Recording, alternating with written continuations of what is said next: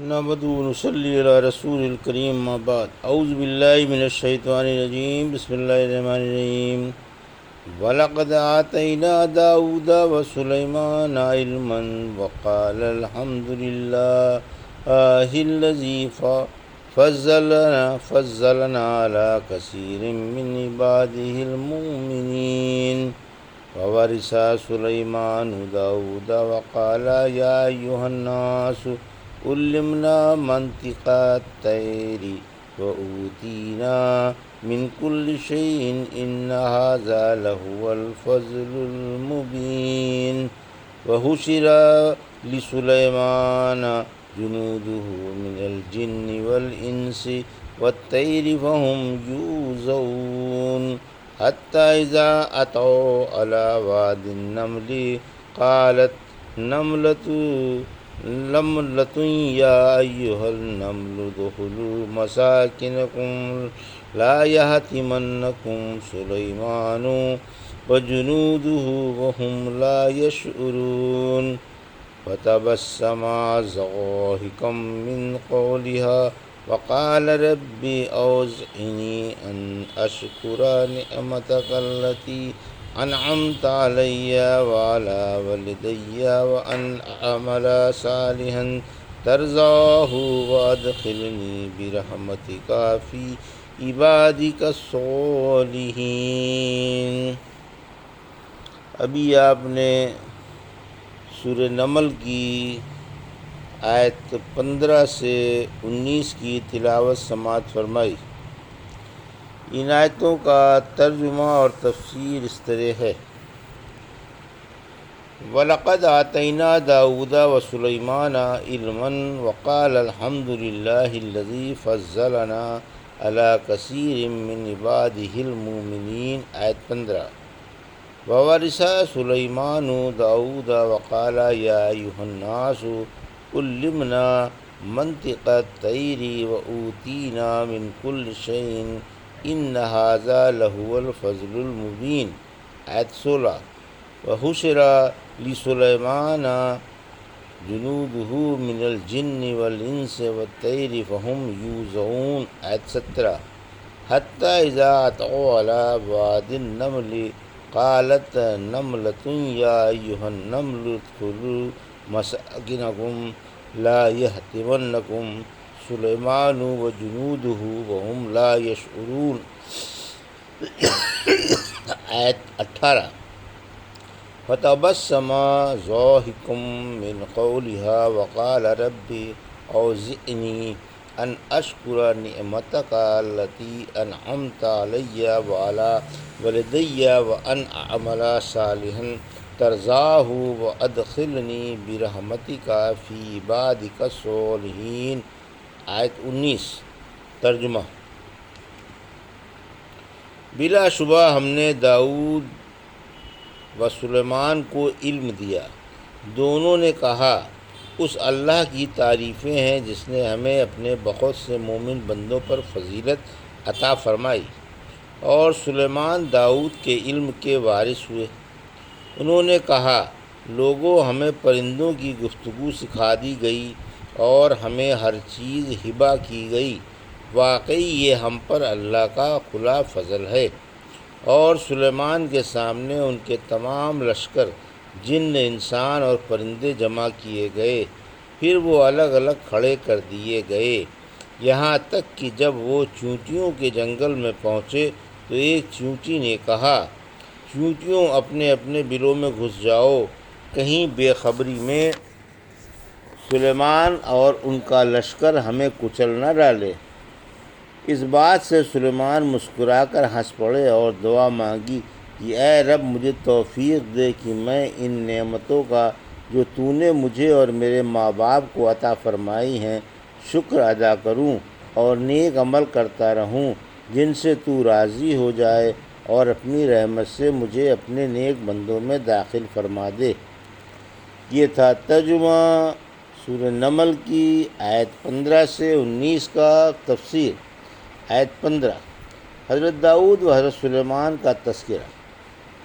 حق تعالیٰ نے اپنے بندوں اور رسولوں حضرت داؤد علیہ السلام اور حضرت سلیمان علیہ السلام کو جن انعامات جزیلتہ اور احسانات عظیمہ دیے تھے اور انہیں جن بڑی بڑی نعمتوں سے شرف فرمایا تھا، ان کی خبر دے رہا ہے کہ دونوں کے لیے دنیا اور آخرت کی سعادتیں جمع کر دی تھیں۔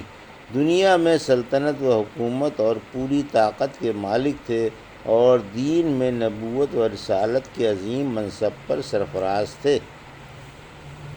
آیت 16 ورثہ کی تفسیر۔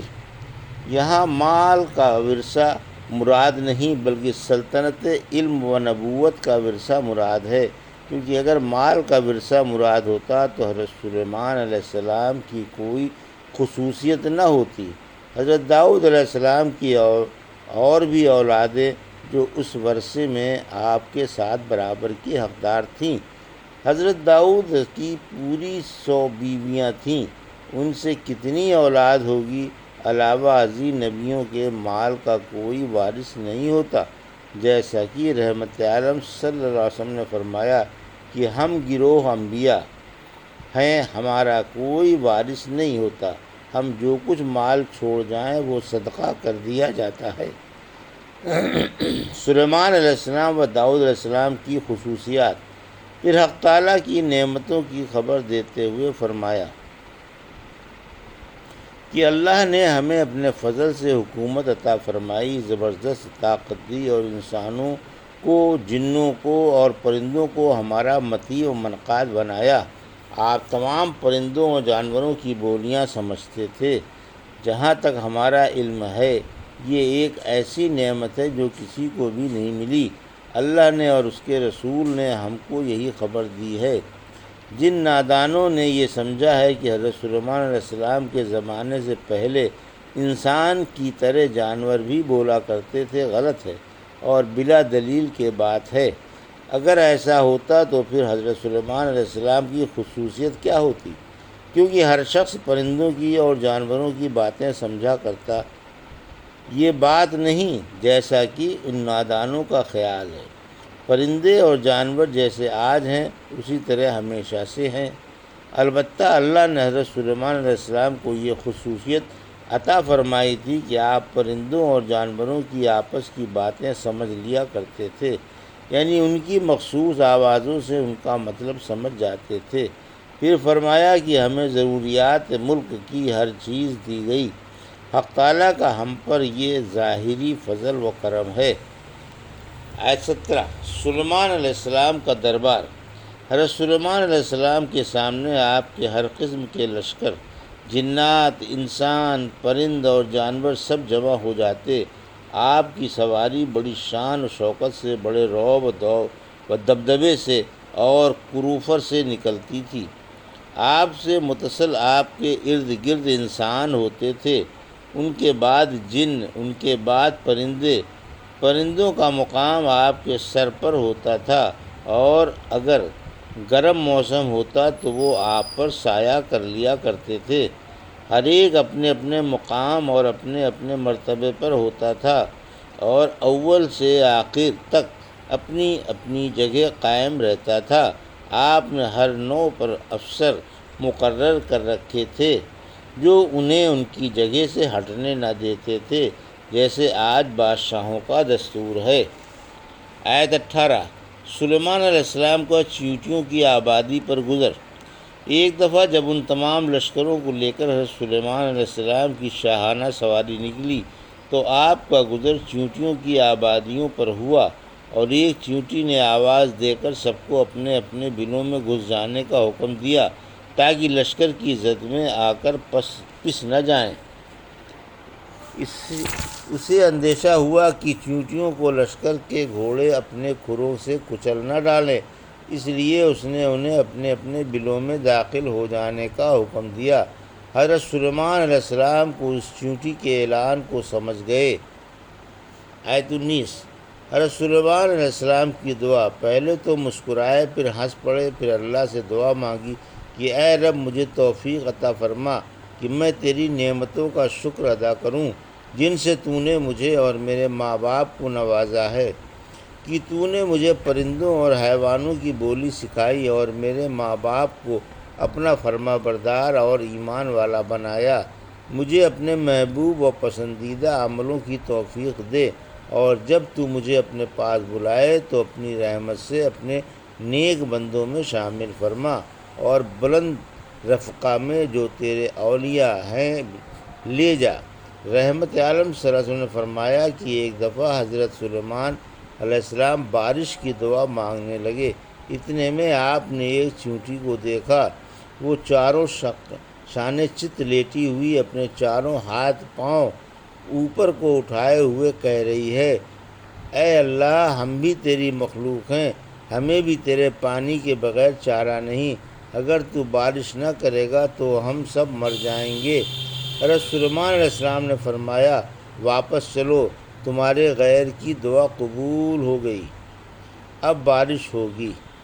رحمت عالم صلی اللہ علیہ وسلم نے فرمایا کہ ایک چیونٹی نے ایک نبی کو کاٹ لیا، آپ نے اس کے سارے چھتے کو جلا دیا۔ حق تعالیٰ نے آپ پر وحی کی، کیا محض اس وجہ سے کہ ایک چیونٹی نے آپ کو کاٹ لیا تھا، آپ نے تسبیح پڑھنے والی ایک قوم کو ہلاک کر ڈالا؟ ایک ہی چیونٹی کیوں نہیں ماری؟ یہ تھا سورہ نمل کی آیت 15 سے 19 کا ترجمہ اور تفسیر جو بھی آپ نے سماعت فرمائی۔ بارک اللہ لی و لکم فی القرآن الحکیم و نفعنی وایاکم بآیات الذکر الحکیم۔